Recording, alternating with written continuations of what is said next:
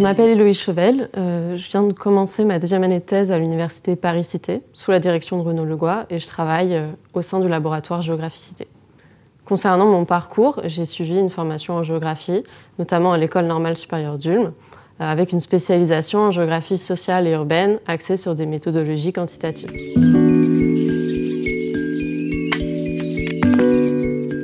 Mon sujet de recherche porte sur le marché immobilier des écoquartiers en France, et j'entends par là les opérations ayant été labellisées par l'État, c'est-à-dire respectant le référentiel écoquartier qui contient 20 engagements.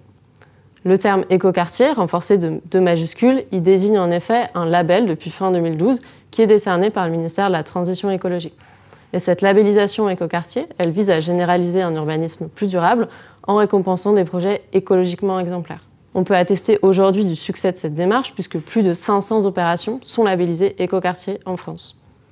Mon travail part de ce constat, de la généralisation d'opérations immobilières qui tendent à être la solution à la crise climatique en permettant la réduction des émissions de gaz à effet de serre dans le secteur résidentiel par de l'éco-conception, de l'éco-construction qui rendrait possible une éco-habitation des logements. Pourtant, ce signal écologique apposé à certains biens immobiliers, il va avoir des conséquences en termes socio-économiques. Ça va se traduire d'une part par une valorisation foncière, qu'on qualifie aussi de green premium, et d'autre part par une sélection sociale indirecte des ménages qui peuvent accéder à ce marché. Ces biens immobiliers, ils induiraient alors un accroissement des inégalités socio-spatiales urbaines, notamment dans l'accès à un logement plus écologique. Mon travail, il vise donc à interroger les conséquences foncières de ce label qui se traduirait par un marché immobilier de niche et un changement social caractérisé par une mixité par le haut. Par là, il s'agit d'évaluer les conséquences de cette politique environnementale publique sur la fabrique urbaine. Mon sujet de thèse, il est innovant par mon approche de géographie du foncier immobilier et par ma démarche méthodologique.